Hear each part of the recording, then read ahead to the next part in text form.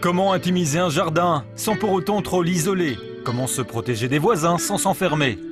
Julie Mikils est architecte paysagiste. Elle va passer en revue avec nous 5 astuces. Des idées toutes simples, mais efficaces. Exemple dans cette propriété. Elle a une particularité, elle n'était au départ qu'un seul et unique terrain, divisé ensuite autour de 4 maisons. Donc ici, on a la chance, c'est que les voisins sont de la même famille. Et donc, ils n'avaient pas envie, justement, de fermer les jardins. Ils n'avaient pas envie de dire, ici s'arrête le mien, là commence le tien. Ils avaient envie que les choses s'interconnectent l'une dans l'autre. Donc, il fallait en même temps jouer sur l'ouverture, mais aussi sur l'intimité. Parce qu'on n'a pas envie que le voisin voit ce qu'on a dans son assiette, etc. Et pour cela, il y a bien sûr les traditionnels haies. Évitez cependant d'en abuser, car cela demande de l'entretien. Quoi qu'il en soit, pour casser l'effet écran d'une haie, il y a des astuces.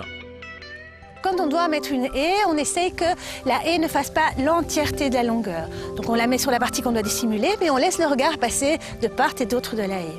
Et puis, au lieu d'utiliser simplement la haie comme écran, on l'utilise comme toile de fond.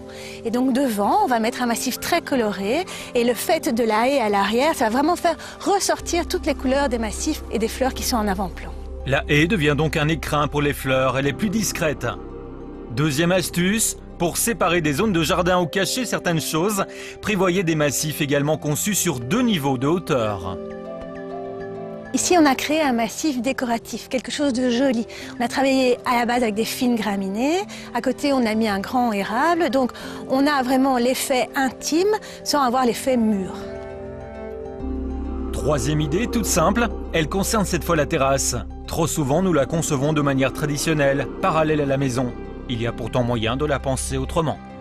En fait, ici, on a simplement désaxé la terrasse. On a travaillé à 45 degrés pour décloisonner. Donc ça permet, au lieu d'avoir la vue directement sur le fond du jardin, mais on peut utiliser, grâce à ces axes-là, les belles perspectives qui ouvrent vraiment vers la campagne. Des différences de déclinaison dans le jardin peuvent aussi dissimuler certains éléments pas nécessairement esthétiques, selon les saisons en tous les cas. On a voulu dissimuler la piscine et donc on l'a placée en hauteur, suffisamment haute dans le terrain pour que quand on est en bas, on ne la voit pas et surtout quand on est chez la voisine, on ne voit pas les baigneurs, ça permet de les intimiser. Donc l'idée c'était vraiment de l'intégrer complètement dans la butte pour que visuellement elle soit cachée. 5e idée, une haie toujours pour séparer du voisin, mais ici c'est le choix des arbres qui change tout. Ici, on a une très jolie manière, je trouve, de séparer 2 jardins. On a planté des arbres fruitiers en palissés. Donc ce sont des arbres qui ont été élevés pour être palissés comme ça. Et donc on a la verticalité sans avoir l'épaisseur de la haie.